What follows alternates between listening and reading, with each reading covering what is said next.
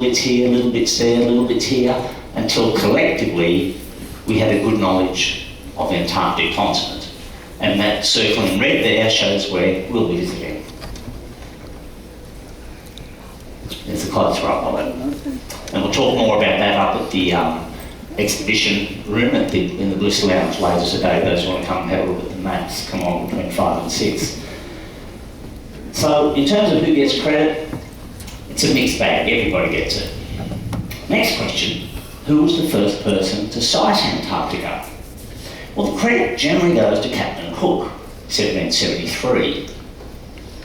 He did cross the Antarctic Circle, he circumnavigated the whole continent, and he said with pride that undoubtedly he was the first to ever cross that line. But technically, he never sighted the continent. He got very close, he mapped some icebergs, he got within almost a coulee of the continent, but didn't actually sight it. The ship had a very hard time. They had little protection from the strength of ice, yet Cook sailed around the pack ice and charted what he could. When they first sighted icebergs looming about 200 feet tall, the crew thought they were islands. As the temperature dropped, the whole ship became covered in ice. The ropes were harmed with it, icicles covered the superstructure and fell from the deck like daggers. When the spray hit the ship, they would turn into ice as they hit the people. As they came close to 70 kilometres to the Antarctic continent before turning north once again. In the following summer, they came back and tried again, and it was even harder, that journey. Their livestock died, the men began to show signs of depression and scurvy. William Wales, the ship's astronomer, wrote, "Salt beef and pork without vegetables for 14 weeks running would cure a glutton, even in England." They spent Christmas of 1773 in the deep southern waters with icicles forming all over the ship until they realised they could go no further and turned back north. So on the 30th of January 1774, Cook reached 71 degrees 10 seconds, which was for many years the most further south reached. Now, there's an interesting story here, because Cook wrote, "I can be bold enough to say that no man will ever venture farther than I have done, and that the lands which may lie to the south will never be explored." Well, we know we got that one wrong. And when it comes to who exactly was the farthest south, there's a little bit of an interesting anecdote there, because two different men on the ship, they wanted to be the individuals who were the most further south. George Vancouver, who anyone from Vancouver will be familiar with, and Anders Sparman, the botanist. So George Vancouver, he climbed out the bowsprit at the very, very front of the ship and waved his hat as the ship turned around in the belief that would put him the most furthest on the ship. But Anders Sparman went to the very back of the ship and hung out the back window in the belief that as the ship turned around, the back would be further south than the tip. So I'm going to leave that one to you to choose who was the most further south. So who sighted the continent first? Well, lots of claims and lots of contention over that. One possibility, 1819, there was a Spanish ship, the San Telmo. The remains were washed up on South Shetland Island, so it had sunk in the southern oceans. But there's no proof it actually got as close to the Antarctic continent. It's one of those perhaps, perhaps not. If it sunk, did it seem close, and if the rains washed up. The three main contenders we have were in 1820. There were the Englishman, Edward Bransfield. Any English people here today? Shout out for the English. There was the Russian, Fabian Gottlieb von Bellingshausen. Any Russians here today? Shout out for the Russians. And there was the American, Nathaniel Palmer. Any Americans here today? None? Okay, maybe later. We'll see if they get out of bed later and join us. So, Englishman Edward Bransfield, you see there's a book written about him called The Man Who Discovered Antarctica. But just have a look who the author was. Sheila Bransfield. Okay. All these three have different claims. He was an Irish sailor who was impressed into service in the Royal Navy at the age of 18. He rose to become an officer, serving as a master on several ships, During 1819, while rounding Cape Horn, an English merchantman, William Smith, discovered the South Shetland Islands. The Royal Navy decided that warranted an investigation, and they sent Bransfield further south. He landed on King George Island and took formal possession on behalf of King George III, who actually had died the day before, unfortunately. He proceeded past that, found Deception Island, turned south further. He crossed what is now known as the Bransfield Strait, which we will be going through ourselves. And on 30th of January, he sighted Trinity Peninsula, the northernmost point of the Antarctic mainland. That's the English claim. The Russian claim, Fabian Gottlieb von Bellingshausen. He was a Baltic German naval officer working in the Imperial Russian Navy, cartographer and explorer, ultimately rose to the rank of admiral. He participated in the first Russian circumnavigation of the globe before being made leader of the Circumnavigation Expedition. His remit was basically to go to Antarctica. Everywhere that Cook went out, he went in. Everywhere that Cook went in, he went out. And so he added an enormous amount of knowledge to where the continent lay. And there's his two voyages past. One coming from basically Tasmania and one coming from the Atlantic. He circumnavigated. One of his purposes was to find the South Pole, which is often put forward. The US claim, American Nathaniel Palmer, he was a sealer, explorer, sailing captain, and a ship designer. He gave his name to Palmerland, which is what the Antarctic Peninsula has been known as in many areas. In 1820, on board his sloop Hero, at the US station, Palmer Station, is named after him. But who was the actual first? Well, we're reading through their logs, looking at their diaries. How are we going to rate them? First was actually the Russian, Fabian Gottlieb von Bellingshausen, so first gold medal to the Russians. 3 days later, the Englishman, Edward Bransfield, sighted land. And then 10 months later, American Nathaniel Palmer.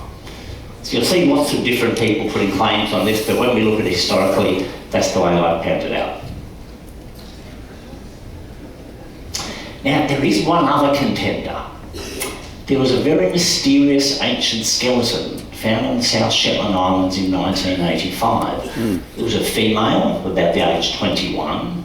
She was indigenous from the tip of South America and was probably there between 1819 and 1825, which at the earlier leg would put her there before the three claimants. So it was not quite known where she came from. There are a couple of theories. Here's where her bones were found. She could have been on the San Telmo when it was wrecked in 1819. She could have been on Palmer's ship in 1821-22, or Bransfield's ship, or captive by sealers. We may never know, but history keeps changing. That's one of the things this more data finds. Okay, let's jump forward to 1823. British sealer James Weddell, he with the very, very hairy eyebrows. Most expeditions at that stage were commercial, looking for whales or sealing. And he went into the Weddell Sea, which is, we're coming down this side of the peninsula. The Weddell Sea is around this side, and often very, very difficult to get into because of ice conditions. But he went very, very far south. He achieved the further south of 74 degrees 34, and took many, many, many years till anybody could better that. The theory is he flipped it. It was just a lucky year with the ice. So, with that all settled, suddenly there was a national race to become the furthest south. Who was going to beat that? Who was going to possibly sail their ship to the South Pole? So let's look at our three contenders. We had Dermot d'Urville for the French. Any French people here today? Yeah. Very quiet, but yes. James Clark Ross representing the British. We know we have a good British contingent. And have any Americans arrived since? Still waiting. Okay, we'll get there. Oh man. So these three contenders all set out roughly the same time, all with roughly the same remit, to go and plant their flag, their nation's flag, at the furthest possible southern point. And it really was the first race to the pole. Ross, Wilkes and D'Urville were in a race of national prestige. So let's look at the three. Frenchman, Jules de Monterville. At the age of 17, he failed his physical tests at the entrance to the École Polytechnique, but he decided to enlist in the Navy.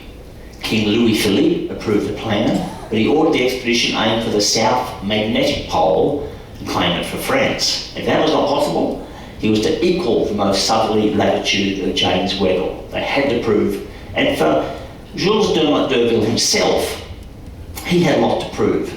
He was not a wealthy man. In fact, he was offered the equivalent of a knighthood and had to turn it down because he couldn't afford things that went with it. And his reputation was on the line. He had to get there, had to make a lot happening. His first attempt failed. He got stuck in the ice. Many crew were killed by scurvy and dysentery, and they deserted and they reached Chile. He went up to Valparaiso and put together a ragtag crew and made a second attempt, and he planted a French flag on an islet named there Terre Adélie. That was his wife's name, Adélie, and she's remembered by Adélie Land and the Adélie penguins. Conditions on board rapidly deteriorated. Most of the crew started suffering scurvy, and the main decks were covered in smoke from the ship's fires, and bad smells became unbearable. At the end of February 1838, he accepted he was not able to go any further south, and he continued to doubt whether Weddell had actually gone as far south as he had. So the two ships turned around and went back to Chile, where they had to rest up many of the men who recovered. They were so sick. Now, D'Urville returned somewhat of a hero, but his place in the history books was stymied in a way because he was a victim, oh there he goes, of the very first train crash in France. He made it back to France, but died in the first train crash known as the Versailles train crash in 1842, barely 2 years later. 55 people killed. Let's turn to Charles Wilkes, after whom Wilkes Land is named. He was born in New York on April 3rd, 1798. He was actually the great nephew of the Lord Mayor of London, John Wilkes. His mother died in 1802 when he was 3 years old, and he was bounced around from carer to carer to carer until he found a home in the Navy. He entered the Navy as a midshipman and worked his way up. He was very, very, very ambitious, also very paranoid, very secretive, very difficult to work with. And the American expedition had a lot of problems because time after time people were being handed this captaincy or the admiralty of the voyage, and they just looked at it and thought, no, because if it fails and I'm beaten by the British and French, there's going to be a huge embarrassment. No one took it on until Wilkes stepped forward and said, I'll take it on, but you've got to make me a captain. And they didn't. They kept him a lieutenant. And he was really miffed by that. He got under his skin and he became really agitated and angry about it. There he goes on his sail by. For the purpose of exploring and surveying the Southern Ocean. He had 5 ships, many scientists, very haughty, very strict. On their way to Antarctica, they visited Fiji and the Hawaiian Islands. In Fiji, the expedition kidnapped the chief, Robert Dovey, charged him with the murder of a crew of an American whaler that had previously been there.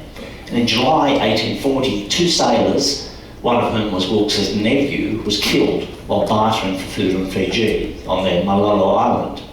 His retribution was swift and severe, and it said nearly 80 Fijians were killed in the incident. But it shows his fiery temper. He had a very fiery temper. When he got back to America, he had 2 court-martials for his ill treatment of the crew and the ill treatment of native islanders, and the loss of one of his ships, which was carelessly let go. In fact, Captain Ahab from Herman Melville's Moby Dick is widely said to be based on Charles Wilkes. He also said he named Antarctica. It's contested as well. During the US Civil War, a couple of years later, he fired on a Royal Navy mailboat and boarded it to forcibly remove 2 Confederate diplomats. It was a huge incident known as the Trent Affair that nearly had the United Kingdom involved in the war. Only some quick work by Prince Albert, Victoria's husband, prevented that from happening. So a very contentious fellow. He was later accused of lying about sighting land before D'Urville sighted it. In fact, the two ships met while they were there. They sent signals to each other, and something happened. Wilkes sailed away in a huff, so the two men never got to speak. Historian J. Gordon Hayes said of Wilkes, out of 8 new lands which Wilkes claimed to have discovered, 6 have no existence, the 7th is improbable, and only 1 was a possibility, but already discovered by D'Urville 9 days before. Very interesting character in history, Wilkes. Then we turn to our British entrant. From 1839 to 1843, a huge expedition, 2 ships, 4-year search for the South Magnetic Pole. And we should all know that the South Magnetic Pole, like the North Magnetic Pole, wanders around. And sometimes it's out at sea, sometimes it's on land. He was a British naval officer and a polar explorer. He was the only one of the 3 actually had a lot of polar experience. He worked in the Arctic for many years. He participated in 2 expeditions of the Arctic, led by his uncle Sir John Ross, and 4 led by Sir William Parry, and they did map the North Magnetic Pole in 1831. This is where he came down to on the map, and this island here, Ross Island, is named after him, and the Ross Ice Shelf named after him, and the major US base is down here, McMurdo. There he comes. He commanded 2 ships, the Erebus and the Terror. And anyone who's Canadian will know those names very well because they were later used by Sir John Franklin to try and find the Northwest Channel, and stuck and were lost for many, many years, and only recently were both ships found.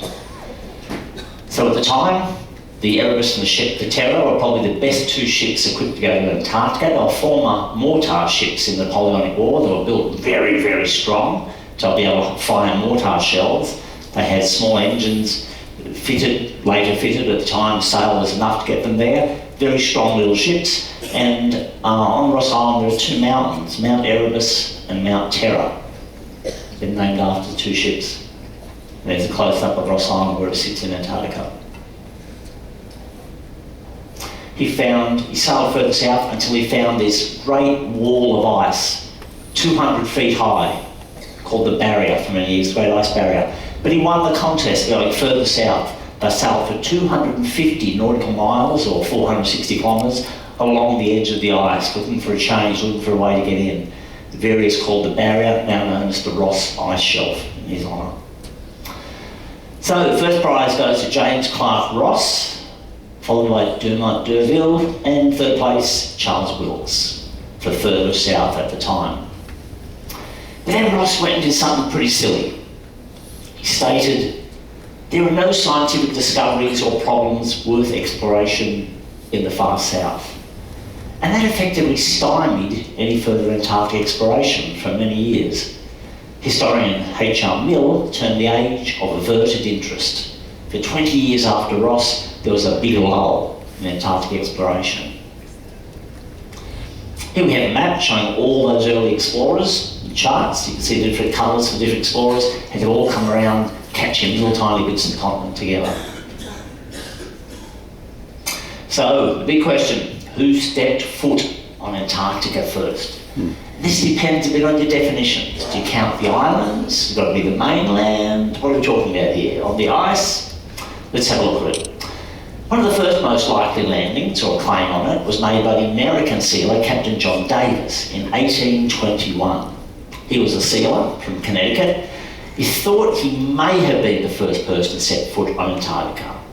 His ship's log of the time reads, commenced with open and cloudy weather and light winds, standing for a large body of land in that direction, southeast at 10 a.m. Closely with our boat and sent her on shore to look for seal.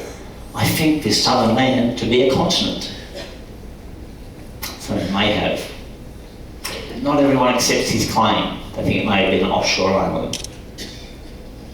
Second likely claim was Mercator Cooper.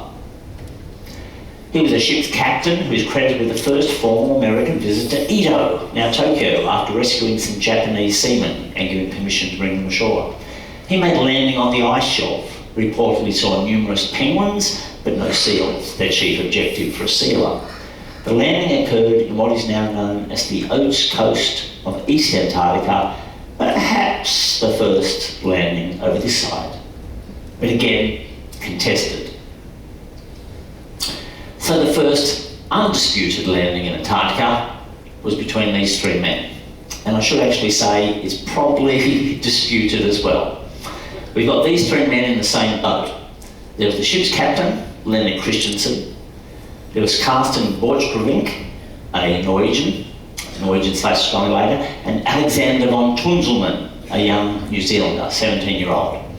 They all claimed that as the boat came, the small rowboat they were taking came to shore, they each claimed they were first out of the boat, first to step ashore. The captain said, "I was sitting foremost in the boat and I jumped ashore as the boat struck land." Von Tunzelmann said, "No, I was in the bow and I jumped out first to steady it so the captain could disembark." And Borchgrevink said, "As soon as the order was given to stop pulling the oars, I jumped over the side of the boat." And he even had a picture drawn of him jumping out of the boat. And we know if there's a picture, but it clearly must be true. Here's the point they were to have jumped on. So Borchgrevink was born in Oslo, migrated to Australia. He claimed to be a student, filled the science role on board, he didn't have the credentials, but very ambitious.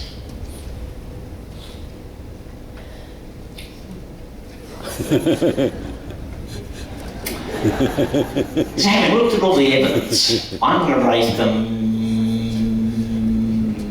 I'm going to give it to von Tunzelmann as the first ashore, with the belief that the captain would have wanted someone else to hold the boat for them and the young man would have done it.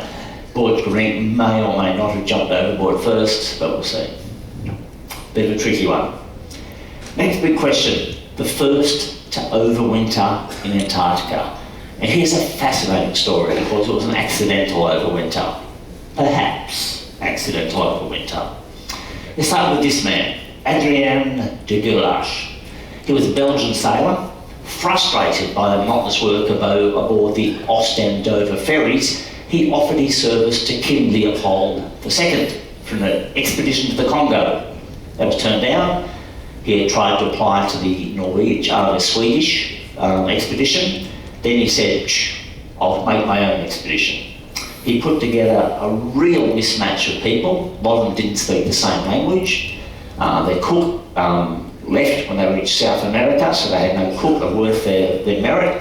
It was a very inauspicious start to a major expedition.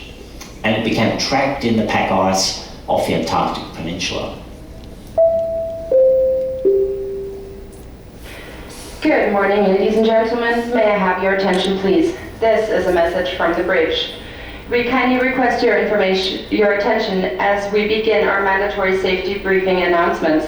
According to SOLAS, Safety of Life at Sea Standards, the International Maritime Law, and the United States Coast Guard regulations, we have to repeat the safety briefing for a cruise that goes longer than 14 days. All passengers, please pay attention to the safety briefing announcements. At this time, all passengers should have proceeded or shall proceed now to their assigned assembly station and meet with their muster station leader to mark their attendance. You were advised of the location by looking at the back of your stateroom door. The assembly station is also marked on the front of your key card on the bottom right corner. Our safety briefing begins with the sounding of the general emergency alarm, which consists of a sequence of 7 short blasts, followed by 1 long blast from the ship's alarm system. This signal indicates that all guests are required to proceed to their assembly stations in an event of an actual emergency. Please stand by for the international emergency signal. The following announcement will be for all of our Portuguese and Spanish-speaking guests on board. No.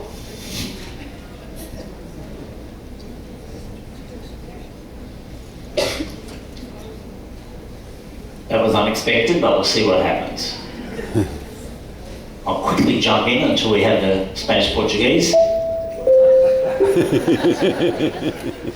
Buenos días, señores y señores.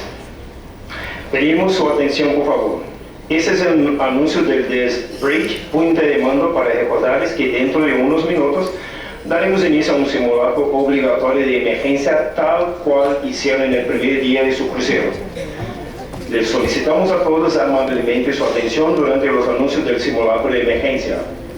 En acuerdo con los estándares de SOLA, Reglamento de Seguridad para la Vida en el Mar, la Ley Internacional Marítima y las regulaciones de la Guardia Costera de los Estados Unidos, todas las embarcaciones de pasajeros deben llevar a cabo un simulacro de emergencia antes o luego de la salida del puerto. Y otra vez, a lo largo de un viaje. Ese simulacro tiene como fin ayudar a familiarizarse con los procedimientos de seguridad que deben ser seguidos en caso de una emergencia real. En ese punto, todos ya deben haber visitado su puesto de reunión para que el líder de la estación lea su tarjeta de acceso o tarjeta de su cabina. Caso contrario, rogamos a ustedes que visiten su estación de reunión inmediatamente.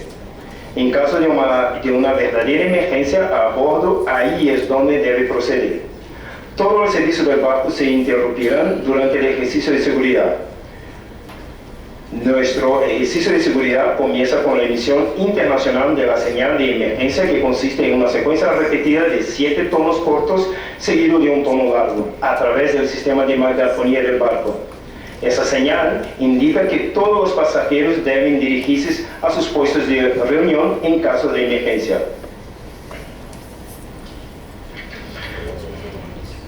Bom dia, senhoras e senhores. Quem fala é o Flávio, desde a ponte do comando. Informamos que dentro de alguns minutos nós vamos começar o simulado de emergência. Tal qual foi feito no início do cruzeiro, deve ser feito hoje, porque a gente está em uma viagem muito longa. E de acordo com os padrões de SOLAS, regulamentos de segurança no mar, lei marítima internacional e regulamentos da Guarda Costeira dos Estados Unidos, todas as embarcações de passageiros devem realizar um exercício de emergência antes ou ao longo da primeira navegação. Fizemos no primeiro dia e como temos uma navegação de vários dias, temos que fazer outra vez. As informações de segurança do seu posto de reunião, assim como outras instruções, estão afixadas na parte traseira da porta da sua cabine. Você também encontrará na carta que lhe foi entregue a embarcar, assim como na parte da frente do seu cartão-chave, o cartão da sua cabine. A essa altura, creio, todos já devem ter procedido à sua respectiva estação de emergência, para que fosse feita a leitura do seu cartão-chave ao líder da estação. Em caso real de emergência a bordo, é para esse local que você deve proceder. Todos os serviços do barco serão interrompidos durante esse exercício de segurança. Nosso exercício de segurança começa com a emissão internacional do sinal de emergência, que consiste em uma sequência repetida de 7 toques curtos, seguido de um long toque através do sistema de alto-falantes do navio. Este sinal indica que todos os hóspedes são obrigados a seguir para seus postos de reunião em caso de emergência real. Por favor, aguarde o sinal do sinal internacional de emergência. So it looks like we're all moving to our evacuation stations, which are going to be out on the deck for many, so grab.